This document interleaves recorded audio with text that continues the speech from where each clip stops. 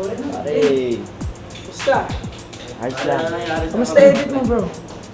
Uy, what's up, Rascal? I'm Owie. I'm Cab. I'm Yuli. Ako nga pala si B-Boy. My name is Renz. Oliver. And we are the Chickser! Chickser, kami po yung nag-start as high school barkadas. Yung talagang turingan namin po sa isa't isa ay parang kapatid na po. Absolutely. Nag-start po yung Chickser as a high school barkadas po. Every time na mag-practice ganun, nasasayaw, mag-banding po kami sa isang place, sa bahay, sa mall, ganun po. Tapos parang, naisip po namin na gumawa ng dance group. Ay, na isang grupo. Isang pangalan ng grupo na para sa amin talaga. Bali, nag-start yun as sumali kami ni Oliver tsaka ako sa dance group. Tapos si Yuli yung pinaka-pioneer. Siya yung pinaka nag-handle sa dance group. Siya yung leader. Si Owie, kapatid niya si Oliver, nakakasama namin si Owie after ng school. Tapos, si Clarence nakilala namin siya nun kasi pinakilala siya sa amin ni Yuli na sumali din siya sa dance group dati. Tapos nakilala lang namin si Rance nung nakagraduate na kami ni Oliver sa school. Parang hindi pa kami magkasundo. Parang ginagamay ko pa lang kung ano ugali niya. Kasi kami nila Yuli, si Oliver, si Cav. Alam ko na yung bawat sulok ng ugali nila. Tapos si Rance talagang sobrang mahihayin pa. Ay, sige, ganyan, ganyan. Talagang hindi talaga siya nagsasalita. Tapos hanggang sa gumawa kami ng video, tatlo kami. Si Oliver, si Rance, tsaka ako. Gumawa kami ng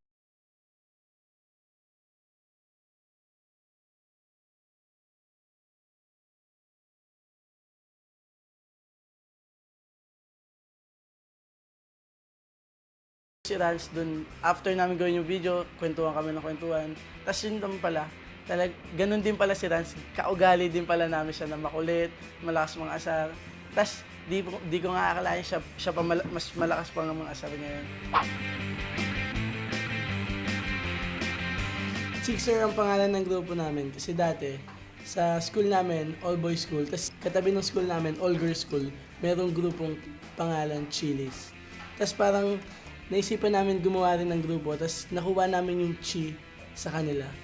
Tapos naisip namin yung Sir as a dancer. Singer. Kaya po nabuo as Chickser. Inisip namin, Chico, ganyan, Apple. Kung ano na po yung lumabas sa dila namin. Hanggang sa mabuo po yung Chickser. Actually, yung spelling po nun, iba pa nga po eh. Iba po yung spelling ng Chickser talaga. C-H-I-C-K-S-Z-E-R. Naisipan po namin na parang anjejemon, ganyan. Parang ang sakit sa mata. Try natin baguhin. As yun, sila po yung nag-isip. Bali ako po yung nag-isip ng word na yan. Tapos sila po yung nagbago. Like Chickser. Kaya po na po yung C-H-I-C-S-E-R. Yung grupo po namin, di po lahat kami dancer. Ako po, nag-start po ako na di po ako dancer. Pero na-inspire po ako sa kanila. Tinuruan po nila ako kung paano po talaga sumayaw. Ginagawa ko pa dati bago mag-Chickser. Nag-edit po ng videos, mga siwak, ganun.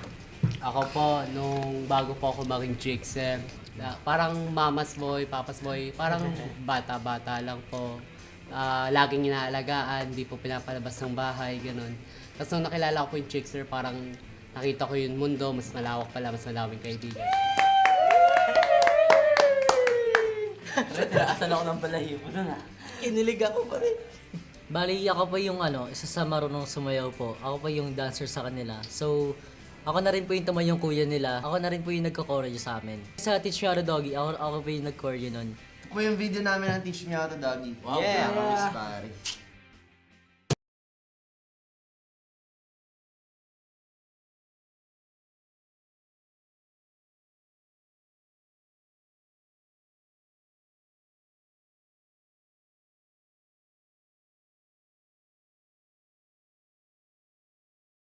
Sample Sample naman dyan, pare.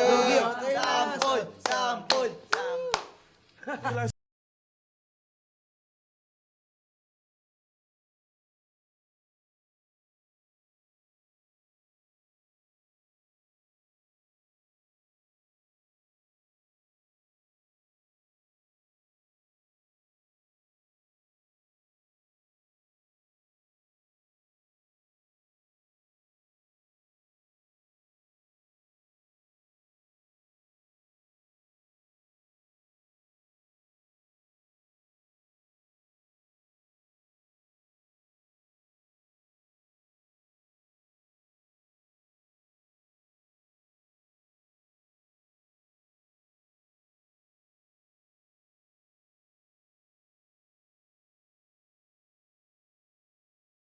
Siguro po dahil po sa video na Teach Me How to Doggy, kaya po siguro kami nagkaroon ng mga followers po. Hi, Chicks Terrifics! Yeah! Love Thank you! you sa lahat ng support, ha. Thank you! Mahal na mahal namin kayo. We owe it all to you. Correct! Yeah!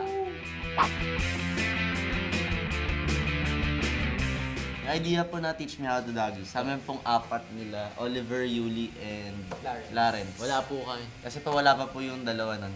Uso po yung Teach Me How to Doggy nung that time. Kaya po, isipan namin gumawa ng video na Teach Me How to Doggy. Correct po. Yup. Absolutely. Yung sinot namin yung Teach Me How to Doggy, yun kung saan po kami nakilala nung start. Dali gamit po talaga namin nun is webcam lang. Like, sobrang cheap. Tapos, ako, gumawa ko ng paraan, like, kasi kailangan namin side by side, wala pa kaming ano nun. Wala pa po kaming tripod nun. Mas ang ginawa namin, kumuha ko ng bote sa kabato.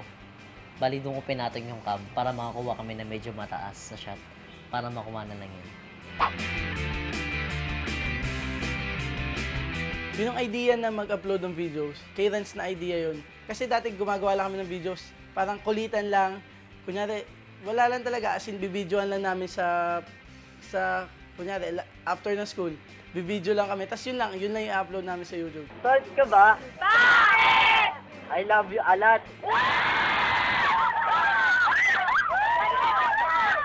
Tapos nung simula na nakilala namin si Renz nagbigay sa amin ng idea na mag-upload tayo ng videos na sumasayaw tayo, ganyan. Tapos yun na nag-start yun sa Doggy, yung Teach Me How to Doggy. Tapos nagtuloy-tuloy na yun. Tapos di namin inakala na mag-hit pala yung video na yun. Kasi nga po, yung video nga na yun, parang hindi naman talaga para sumikat. Talagang gusto lang namin mag-upload. Katuwaan po. Saka po mapakita yung talent namin sa pagsasayaw sa ibang May-share tao. po namin. Madlang Yeah, po. friends Madlang lang. people. Nagbago po buhay namin dahil sa Teach Me How to Doggy po. Parang nakilala po kami. Nagkaroon kami ng TV guesting.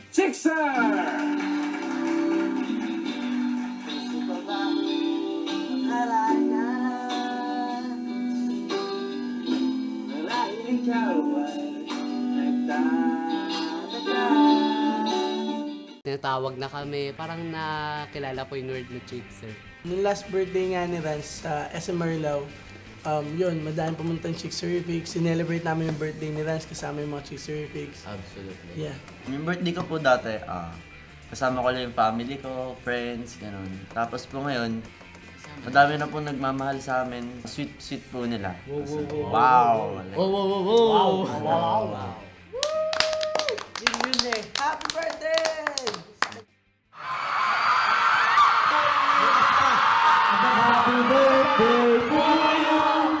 Happy birthday!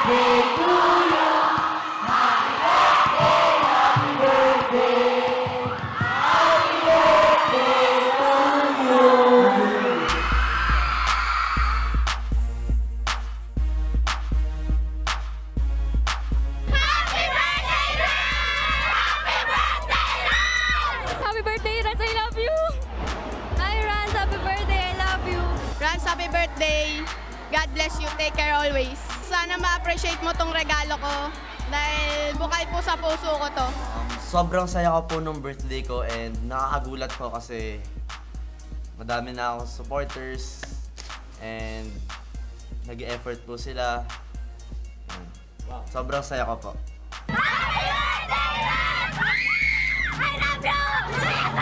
Madami na kayong fans, and most of them are girls. Makaka-apekto ba yon sa love life nyo?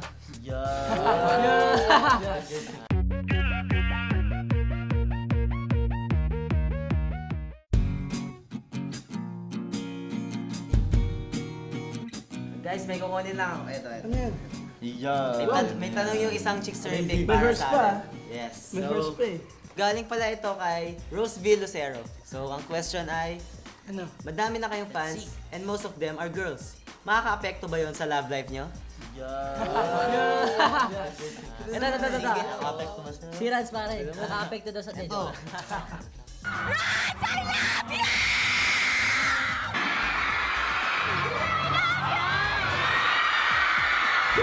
Kaya yun nga, makaka-apekto ba yun sa love life namin? Para sa akin, syempre hindi kasi single ako.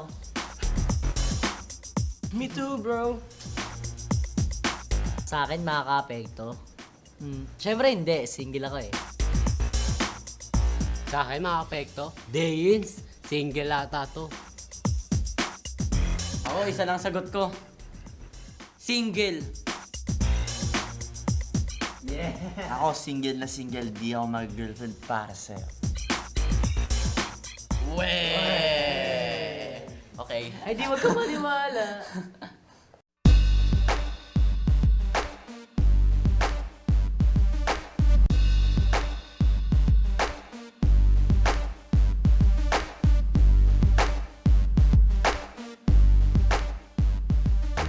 Alam niyo ba dati si Owie, magaling mag-basketball? Sabi. Oo, magaling yan. Kahit naman yun, kaya lang ako nagka-ano siya. Nagka-pilay. Pero hanggang pa rin naman, shooter pa rin. Magaling mag-basketball? Grabe, hindi naman. Nag-stop na ako mag-basketball nung simula na balian ako, yung nalagyan na ng bakal. Nakakalungkot. Sana nagba-basketball pa din ako, pero ngayon nag-shoot-shooting na lang. Galing ang palseto yan. Papalseto si Yuli na hindi ako na. Hindi naman talaga ako marunong magpaseto eh. Siguro onte, marunong. Because the first time that I saw you, I said my, oh my. I do everything to have you, make your mind, oh mine. Tapos magaling daw ako sumayaw, hindi totoo yun. Siguro, marunong lang din sumayaw. Si Rats magaling mag-soccer yan. Alam ko yun. Di bagay, na joke lang. Sabi nila magaling daw ako mag-soccer. Pero di naman. Sakto lang. Gugutom ako. Alam namin Si Cam, 21 rice yan. 21 Naka cups of 21 rice. rice sa Sa isang Hainanese. restaurant. Sabi nila na nakain daw ako ng 21 rice. Paano mangyayari yun? May abs ako. Baka mga 10 lang. Ito, si Oliver dati, nung high school nakabangs talaga siya. Hindi, Bangs naman ngayon, high ah. school, heartthrob yan. Wow. Siya yung pinaka-heartthrob sa buong school namin. Heart trap. So ngayon hindi na. Ngayon hindi na. Hindi na. Okay na, okay. Ako na. De joke. Yung sinabi po nila sa akin na heart trap daw ako nung high school. Hindi po totoo yun kasi hindi naman ako mahilig sa chicks eh. Sila nga po yan eh kasi ako parang loyal lang ako. So, yan, hindi po totoo yan na heart trap. Sila po yan. Yung Sino pinaka-antukin? Si B-Boy. Hindi magising. Oy, Hindi, si B-Boy. iba. Hindi, ako lang lagi nasasaktan pero lahat tayo. Kailangan yung alarm niya sa bahay yung dun sa ano. O hindi ah. Fire alarm. Fire alarm. Yung sinasabi nilang ako yung pinakantukin, hindi po totoo yun. Talagang lahat kami antukin pero ang pinakamahirap gisingin sa amin, si Rans. Ayan, yung sabi tulad nga ng sabi namin kanina, si Rans, pag si Tito Ninyo lang gumising sa kanya, tsaka lang si Tatayo talaga ng mabilisan. Si Rans dapat yung ganun eh. Oh, isa pa yan. Kailangan pa sa palo bago gumising. Si Rans kasi Kailan pa puyat. kumatok si Tito? Si B-Boy kahit hindi puyat. Kailangan pa si Tito Ninyo ang kumatok para tumayo eh. Tito, tatayo ka agad eh. Takot na nanginginig na eh. Kata, pag si Kuya Jun naman yung tumatawag sa amin. Lock tulog. Tawa lang. Ako unang gigising. Kung si Tito na yung narinig ko, si Yuli. Pag si Tito Ninyo, pag si Tito Ninyo yung unang tumatok, tapos narinig, ano ba ganyan? Tayuan. Tapos nakagagalaw. Pag si Kuya Jun na Kuya Jun. Pwede na Maya. Pag may kumala ka, boys. Kanya-kanyang ayos ng gap. Lagot na tayo.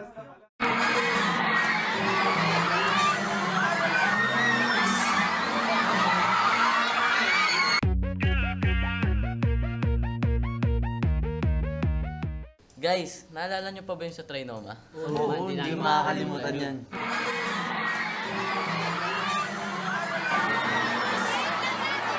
Ang masasabi ko po sa first eyeball namin sa Trinoma, parang sobrang nagulat po kami, nasiyahan, napawaw.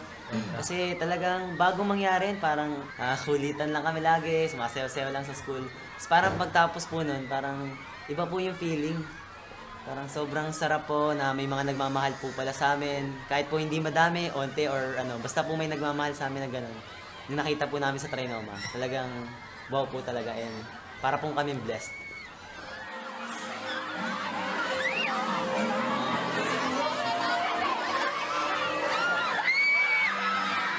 Nung nasa kotse nga po kami, di po namin alam kung ilan po yung pupunta. Nag-iisip pa po kami kung baka 10 lang po. Pero okay lang po yun. Pero nung pumunta po kami, nung bigla pong may tumili po kasi para pong, nung may tumili po, tapos kumalat na po na nandun po kami, kaya po naglusuban po pa ganun po. Tapos may dumating na pong guard. Grabe.